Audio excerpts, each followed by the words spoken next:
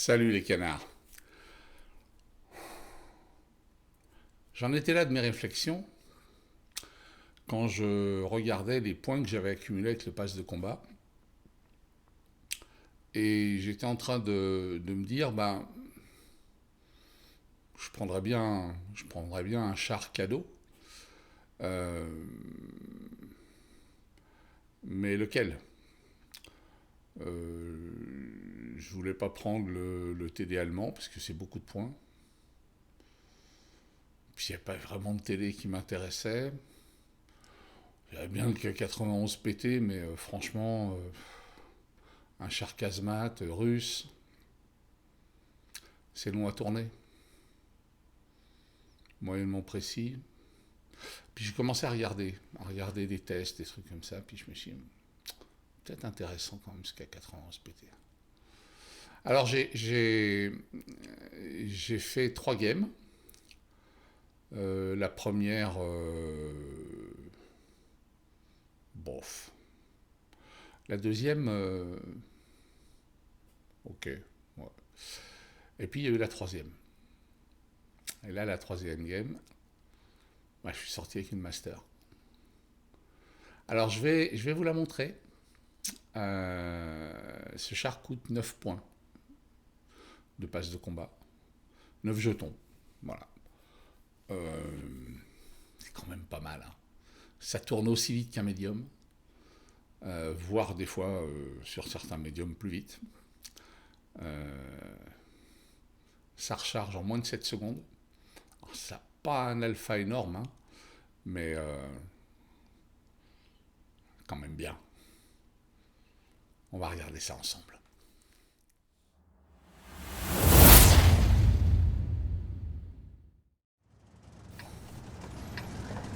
Bienvenue sur El Alouf, les canards. Bienvenue sur El Alouf. Bataille tier 9, tier 8. Pas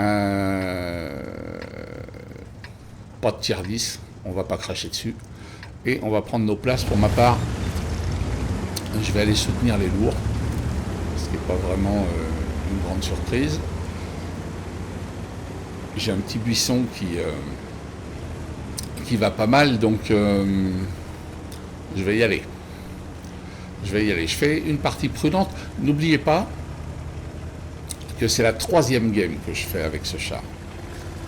Donc je vais apporter une contribution dans mon esprit. Voilà, je vais apporter une contribution.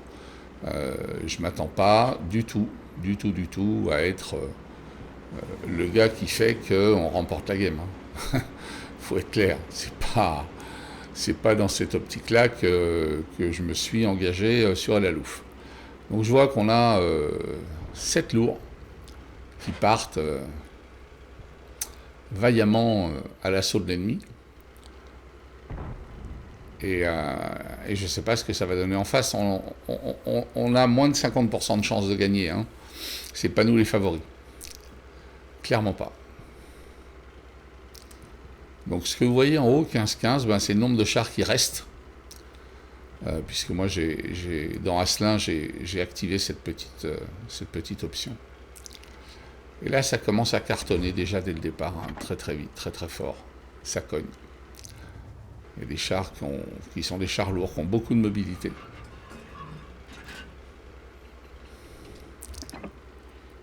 Alors, j'essaye d'être vigilant sur les 2 angles de tir que j'ai, aussi bien la colline que le virage rocheux. La colline à gauche, le virage rocheux à droite. Je communique avec mon love, j'essaye de lui dire que voilà, il n'est pas tout seul.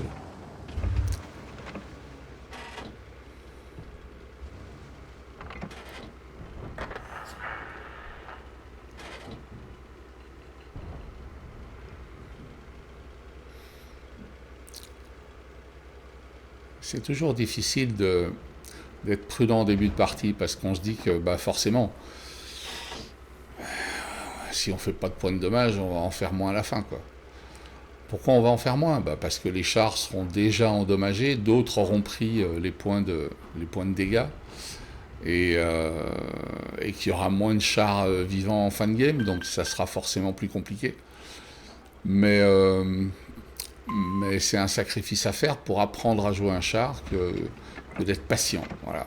C'est pas dans l'urgence qu'on apprend, c'est en essayant de comprendre quelles sont les mécaniques dans lesquelles on peut se placer pour avoir un char efficace ou agréable à jouer. Voilà, c'est ça le secret à mon sens. Donc voilà, je surveille toujours d'un côté, de l'autre. C'est un début de game un petit peu lent. Donc chaque fois que je vois un pion rouge qui s'approche, ils viennent de se payer un ram là, je suis concentré.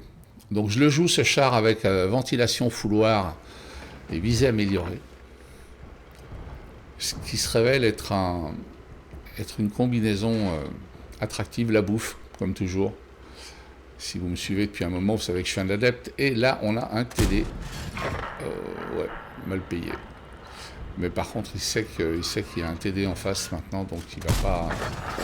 Voilà, j'ai le temps d'en placer une deuxième, mais c'est tout. Le lourd à côté, il est calmé, il monte pas.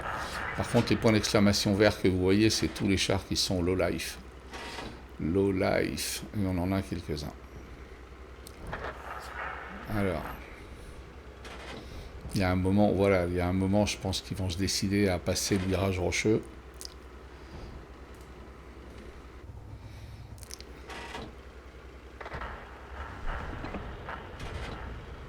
Peut-être. Ou pas. Les artis font bien le boulot quand même. Hein. Elles doivent engranger du point. Pour l'instant, les points de dommage que vous voyez sur l'écran sont ridicules pour un tiers 9. Je suis un petit peu résigné à ce moment-là de la game. Je vais pas vous mentir. Ah, ça s'active un peu. Peut-être que j'ai le temps de faire quelque chose. Ouais. Allez, hop. On traque. Allez, recule frère. Faut que je renouvelle. Allez, la même. Toi, t'es venu le 703.2, tu vas pas repartir, hein, je te le dis. Voilà. Ah, le même. Donc du coup, les mêmes circonstances vont amener ce char à disparaître. Ah, une opportunité de tir sur un char low life. Ok, je bounce une fois.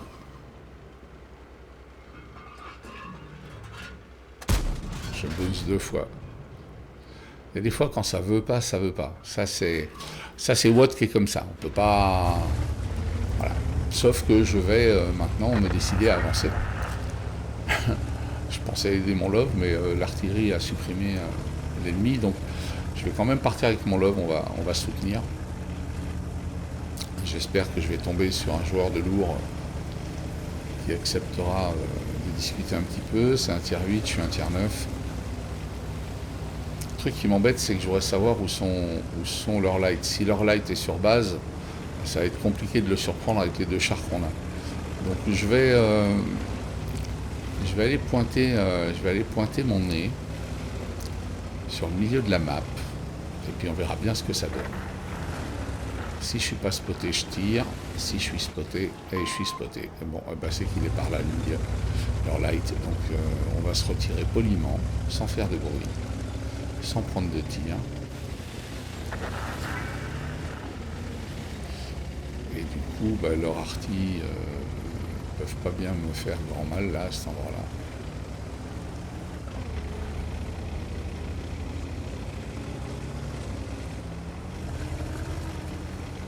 Alors, mon lourd est parti en bas, en contrebas. Ce qui est une moyenne idée parce que du coup il va être spoté vraisemblablement par le light. Et il y a autant des ennemis, voilà, de ce côté-là où ça vient de s'allumer, où le PTA est. Et a priori, voilà, il y a 91 de l'autre côté. Donc, quelle surprise que notre lourd soit menacé. Sérieusement menacé, dirais-je.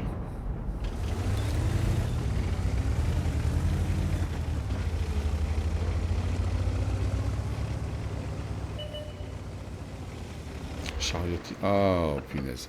C'est rageant quand au moment où on arrive, on a un char qui disparaît. C'est vraiment rageant.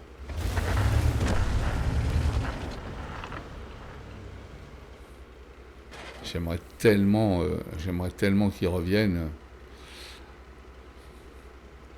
Tellement qu'on le spot à nouveau. On me demande si le Chariotier...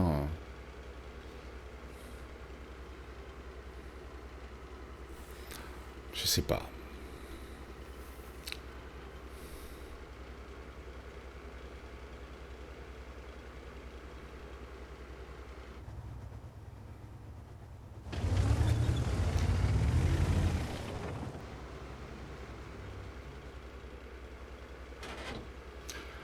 Il s'en passe dans la tête d'un joueur à ce moment-là. Hein. Il s'en passe beaucoup là. Pourquoi je vois rien? Je suis sûr qu'il y a au moins 2 chars dans cette vallée. Le KPT 91, le K91 PT et leur light. Et comme par hasard, je vois ni l'un ni l'autre. Quand même étonnant. Très très étonnant.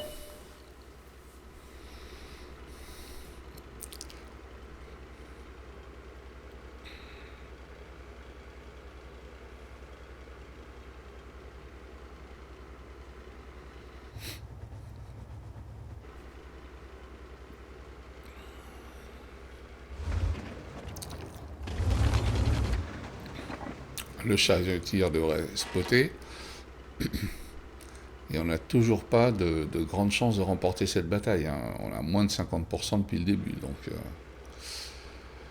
on peut pas dire que ça sent l'euphorie. Hein.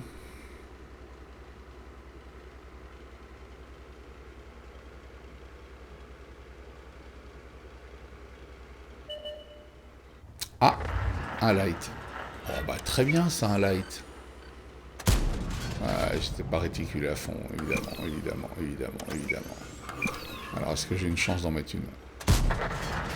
Ouais, il est en feu en plus. Ouais, ça c'est pas mal. Il m'envoie un message d'ailleurs à la fin de la game pour m'insulter en me disant que je cheat et qu'il renvoie le replay à Wargaming. Faut pas qu'il se donne cette peine parce que je vais le mettre directement sur YouTube, ce replay.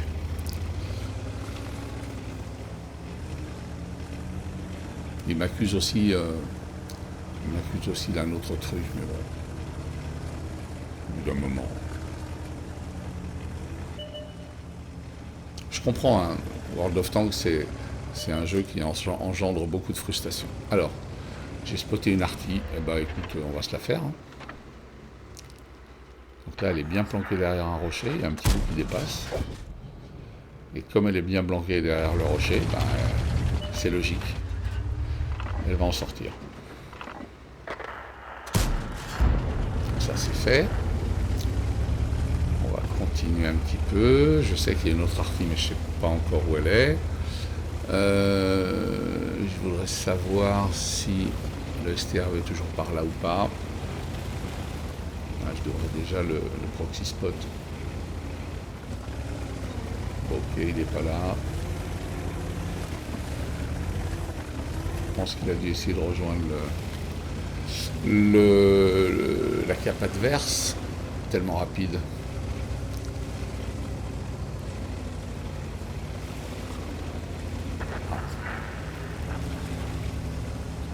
Le light vient de se faire sortir. Bon, j'ai toujours mon arty avec moi. On est en 2v3. Ah, leur arty, je l'ai. Ça y est. Allez, boum. Maintenant, on va utiliser les capacités à tourner de ce merveilleux K91. Boum, dans la foulée. Les deux. 1-2 contre 2. 1-2 contre 2. Par contre, mon arty, je sais pas combien de temps il va résister. Ben voilà, pas longtemps. Donc il me reste à essayer de couillonner les deux TD adverses.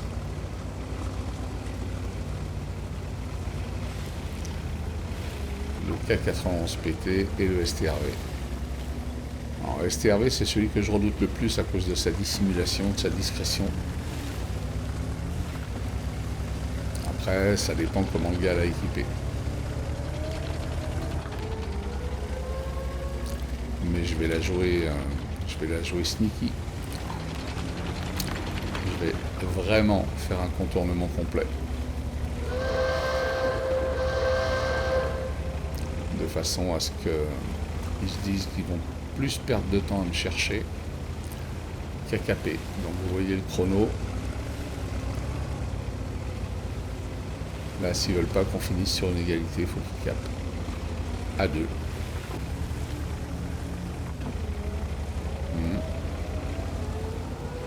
C'est beau d'avoir raison.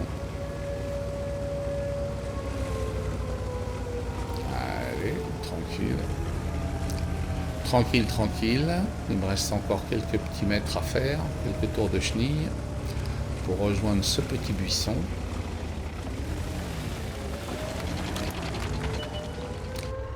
Alors, le gagnant est à STRV.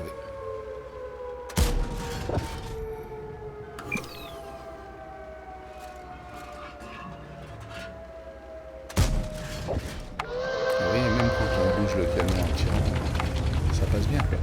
Alors là, par contre, c'est difficile. Il faut que j'avance pour arriver à tirer le dernier obus.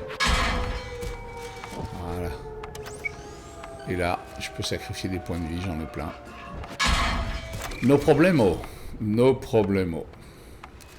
Magnifique. Qu'est-ce que je suis content à ce moment-là. Qu'est-ce que je suis content. Parce qu'à ce moment-là, je sais que j'ai fait une bonne game.